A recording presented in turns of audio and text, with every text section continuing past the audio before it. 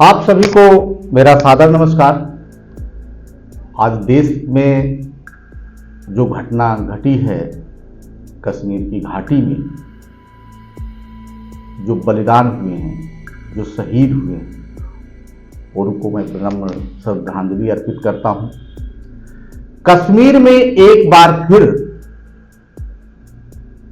जिहादी आतंकवादियों के द्वारा जो एक बर्बरता का चेहरा, उनका खूनी खेल दिखा, वो बहुत ही निंदनीय है।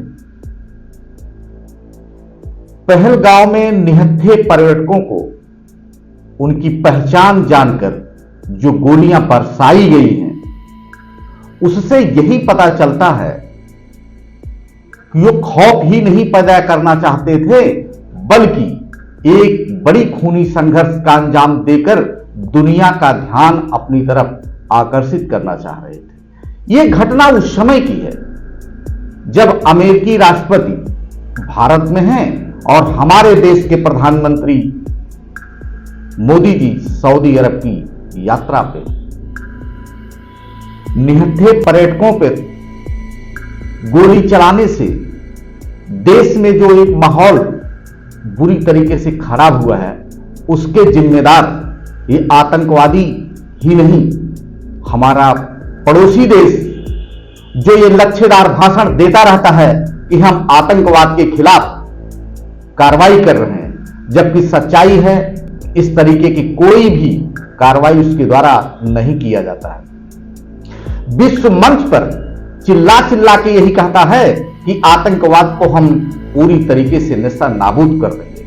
अमेरिका को भी इस बात को ध्यान रखना चाहिए कि ओसामा बिन लादेन ने जिस तरीके से घटना को अंजाम दिया था, बाद में उसे उस चीजों को निस्तानाबूद करने के लिए अमेरिका को कितना संघर्ष करना पड़ा है। पाकिस्तान ये भूल कैसे गया कि हमारे देश के प्रधानमंत्री मोदी दादा हैं और देश के गृह मंत्री अमित काका जी, इनके रहते उनके मंसूबों पर पानी फिर जाएगा। जिस तरीके की घटनाएं को अंजाम दे रहे हैं वो निंदा के पात्र हैं।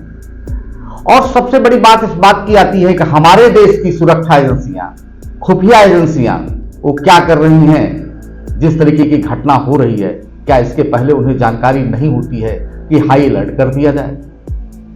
जो हमारे देश के अंदर पनप रही हैं चीजें, हम हिंदुस्तानी हैं, हमारा भी कर्तव्य है, हम प्रत्येक भारतवासी आसपास की गतिविधियों को नजर रखें। सरकार तो नजर रखेगी, लेकिन हमारा भी फर्ज बनता है कि आसपास के माहौल को देखते हुए हमें चौकन्ना रहना चाहिए।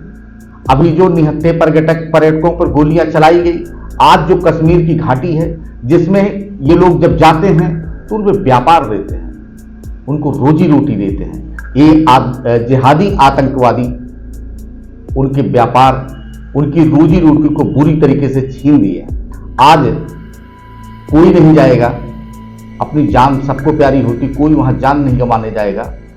ये बहुत बड़ा कश्मीर वासियों के लिए एक नुकसान भरा पैगाम है।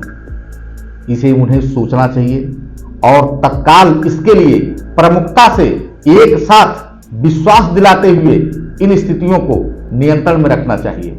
दूसरी बात यह भी है कि देश में जिस तरीके की भौगोलिक स्थिति हमारी है, मानचित्र है, कश्मीर हमारे देश का अभिन्न हिस्सा है। जब से धारा 370 हटी है, ये पहली घटना है, इतनी बड़ी घटना। ये देश के लिए बहुत बड़ा सबक है। ऐसे सबक लेते हुए हमारी सरकार और प्रत्येक हिंदुस्तानियों को चौकन्ना रहने की प्रमुखता से जरूरत ही नहीं और संकल्प होना चाहिए।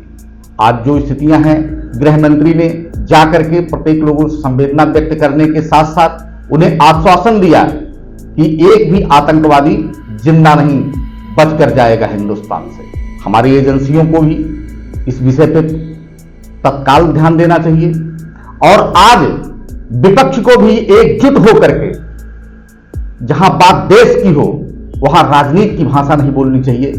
एकजुट होकर के देश के साथ खड़े होने की जरूरत है। जय हिंद।